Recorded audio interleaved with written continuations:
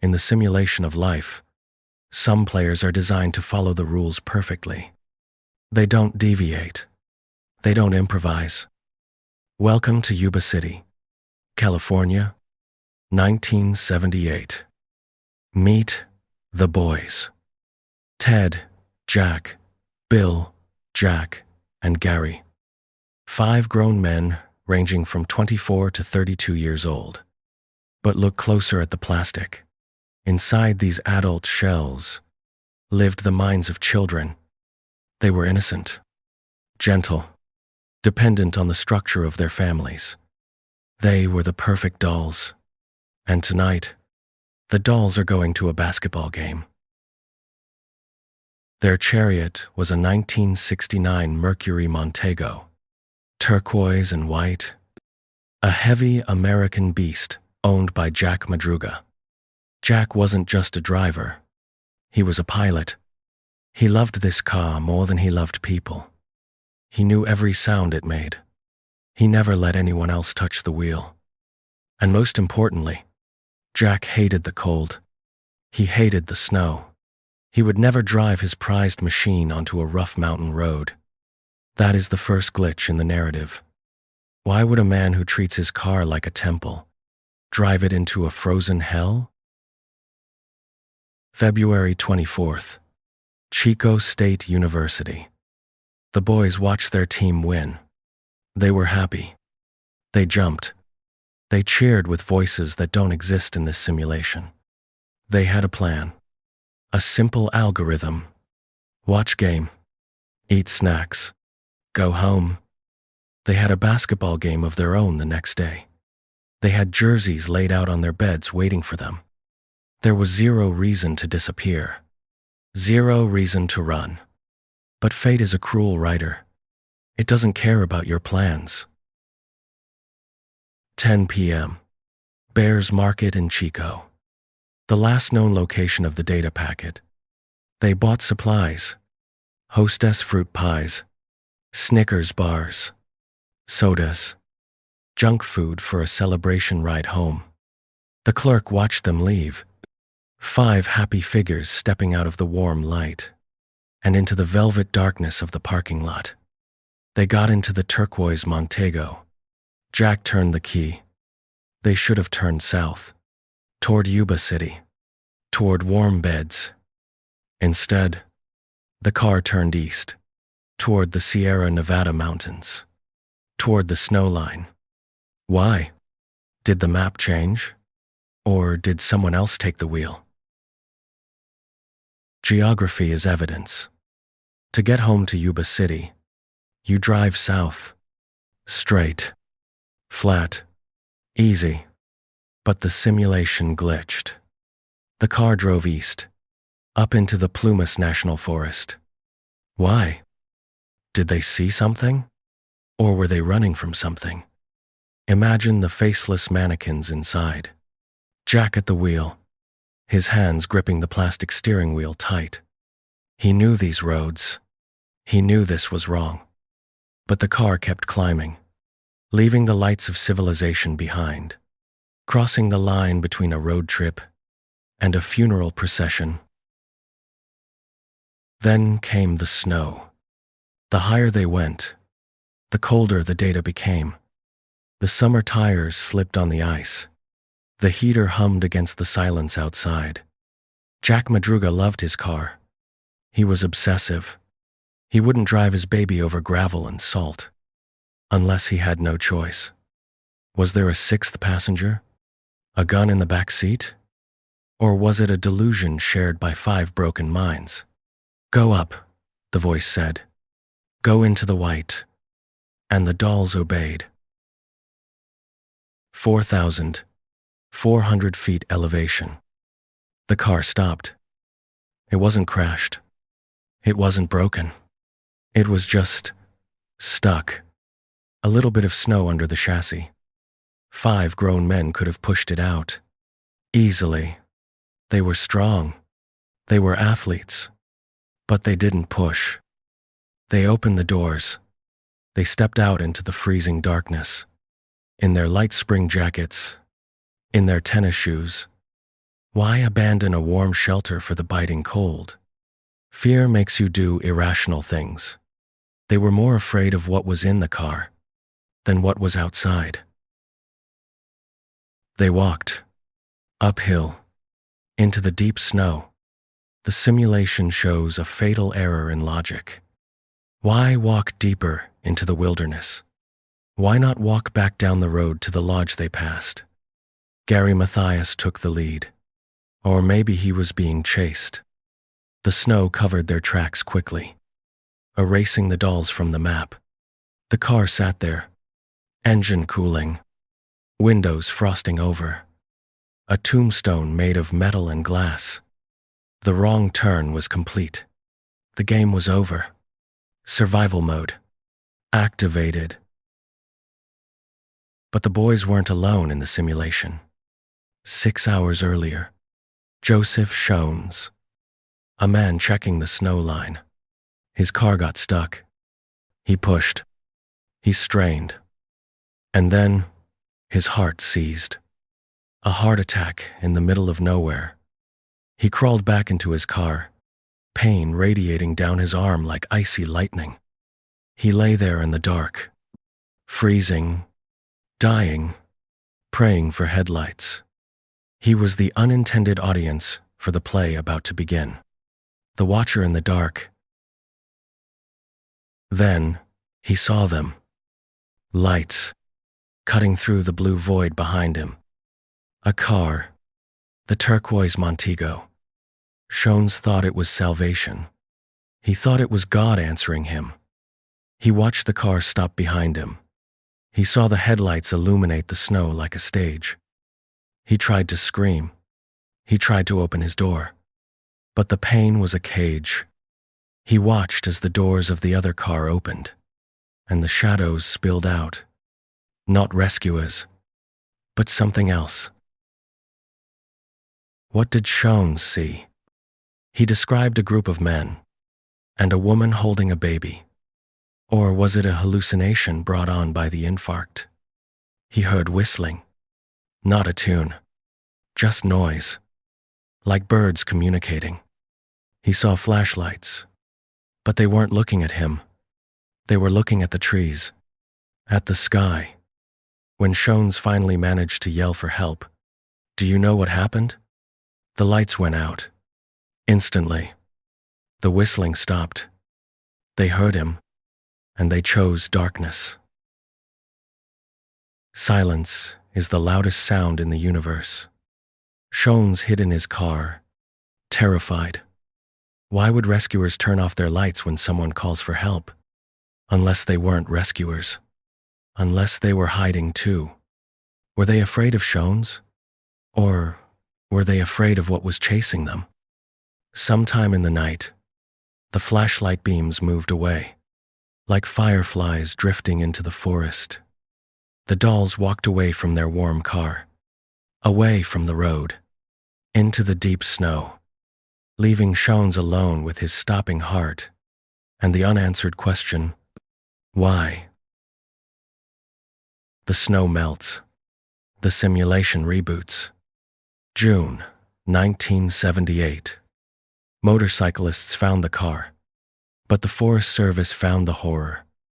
19 miles away from the car, up a treacherous slope, a trailer, a shelter built for rangers. It stood there in the clearing like a metal tomb waiting for its occupants. The rangers approached. The air was sweet with pine and rot. They noticed a window was broken. Not smashed in, smashed out. Someone had been inside. Someone had been trying to get out. Inside, they found Ted Weiher, or what was left of the doll named Ted. He was lying on a bed, wrapped in sheets, tucked in with the care of a mother putting a child to sleep. He didn't die quickly. His beard had grown. He had lost nearly 100 pounds.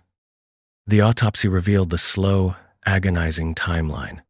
He lived for 8 to 13 weeks after the snowstorm. He lay there, his feet black with gangrene, pain consuming his plastic body. He wasn't alone.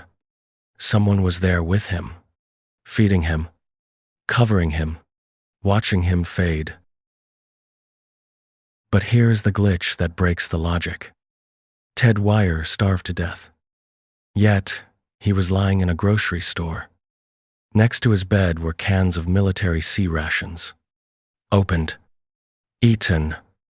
But in the locker just feet away, enough dried food to feed all 5 men for a year. They opened the locker. They saw the food, but they didn't touch it. Why? Why starve in a banquet hall? Was it stupidity? No. It was rules. Gary Mathias, the soldier, might have told them, "That is not our food. Do not steal." And the innocent dolls obeyed until their batteries ran out. It wasn't just hunger. It was the cold. Ted froze to death. But outside, the propane tank was full. All they had to do was turn a valve.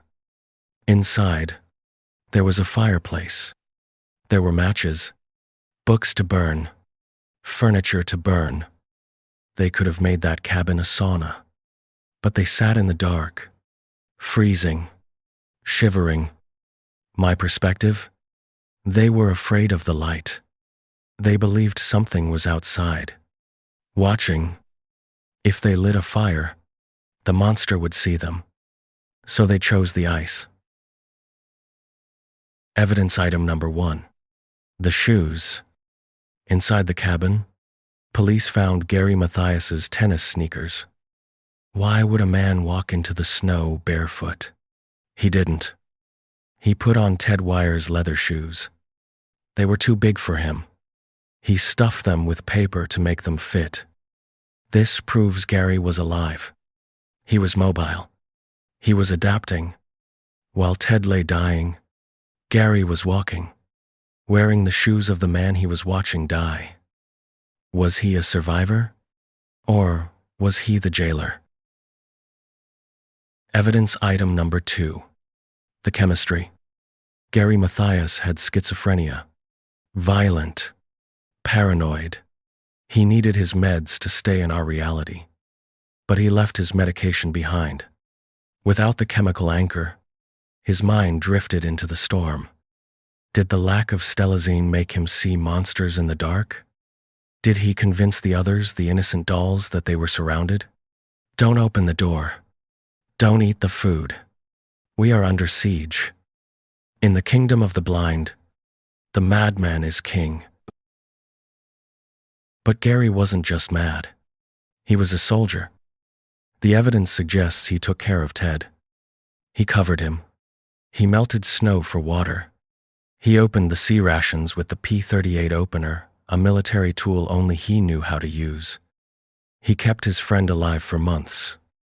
But he wouldn't cross the line to the food locker. Why? Perhaps in his hallucination, the locker was booby-trapped. Or maybe he was waiting for orders that never came. He was a nurse in a hospital of ghosts, treating a patient who was already dead. Eventually, Ted stopped breathing. The doll broke. Gary was alone. The voices in his head were likely screaming. He took the boots. He took the extra coats. And he walked out the door. He didn't walk down the road to safety. He walked deeper into the white void. He escaped the cabin, but he never escaped the cage in his mind. He walked until the batteries faded, leaving no footprints.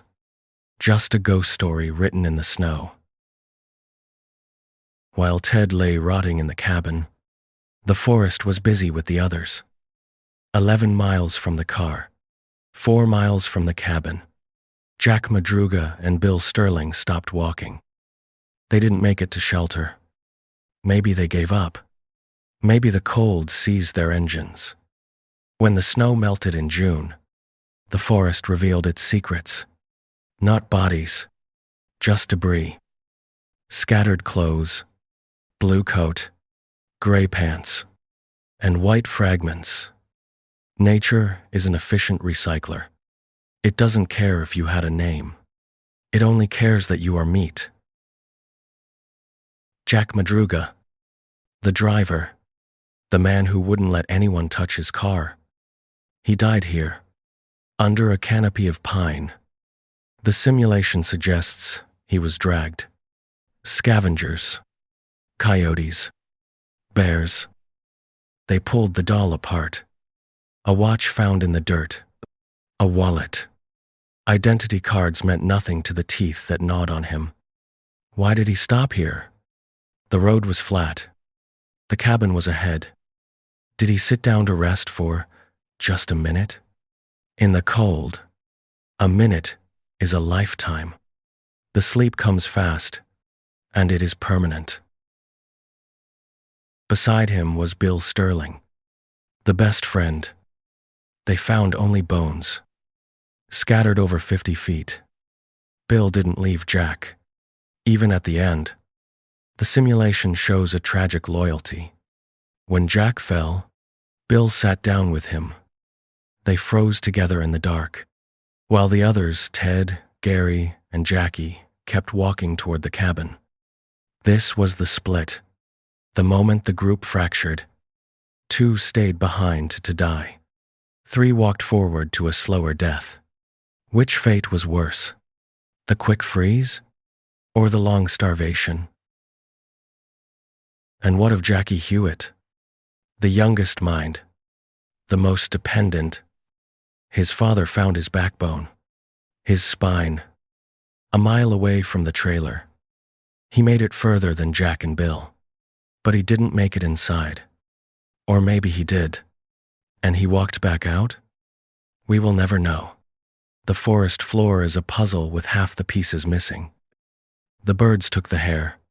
The wolves took the flesh. The sun bleached the plastic. 5 dolls went up the mountain, and the mountain disassembled them, part by part. 4 bodies were found. 4 dolls were broken, but the box came with 5. Gary Mathias, the enigma. He was the only one who could have saved them. He was in the army. He knew how to survive. But his greatest weapon was also his defect, his mind. Without his medicine, the soldier vanished, and the ghost took over. He took the boots from the dead man. He took the extra layers, and he walked out of the story. 6,000 hours. That is how long they searched for him. Men on foot, horses, helicopters. They combed every inch of that mountain. They found the others. They found the bones. They found the clothes. But Gary? Nothing. No shoelace. No fabric. No bone. It is as if he evaporated, as if the simulation deleted his file completely. How does a man walk away from a death camp and leave 0 trace? There are theories, hopeful theories. Some say he made it. He walked all the way to a town, maybe Forbestown, maybe Oroville. But with his mind fractured, he forgot who he was. Did he become a drifter? A nameless face in a crowd? Did he live another 20 years, haunting the streets while his friends rotted in the woods? Or did the schizophrenia guide him to a hidden cave, where he curled up and waited for the aliens to take him home? We don't know. Gary Mathias is the ghost of Yuba County. His family waited. They kept the light on, but the phone never rang. In a horror story, the monster is scary, but in a tragedy, the uncertainty is the monster. Gary is still out there, maybe just bones under a rock, maybe dust in the wind. He is the final loose end that keeps the case bleeding. He walked into the white page of the script, and the writer stopped typing. The car was towed away long ago, but in the simulation, it still sits there, a monument to a wrong turn. 5 innocent men drove up a mountain for no reason. They abandoned safety for no reason. They starved next to food for no reason. This case is terrifying because it lacks a villain. There was no serial killer with a knife. There was only fear. Fear is the most efficient killer. It doesn't need a weapon. It just needs a dark road and a suggestion. Imagine the alternate timeline, the one where Jack turned the wheel left instead of right. They would have driven home. They would have eaten their fruit pies, played their game the next day. They would have lived long, quiet lives. But reality is fragile. One turn of the wheel separated home from hell. It reminds us how close we all are to the edge. You are one wrong turn away from becoming a mystery. One bad decision away from the snow. We will never know why they stopped. We will never know what Joseph Shones really saw. We will never know where Gary Mathias went. The Yuba County Five took their secrets into the silence. They are the perfect unsolved puzzle, because all the pieces are there, but they don't fit together. The logic is broken, and human brains hate broken logic. That is why we are still talking about them, 50 years later, trying to fix a machine that was smashed on impact. This has been Case File Number 5, The Ghosts of Yuba County. If you ever find yourself on a dark mountain road at night, and you see lights in the rearview mirror, don't stop. Just keep driving. Because sometimes, the things in the dark aren't looking for help. They are looking for company. I'm X-Crime Noir. Sleep well, and check your map. Case closed.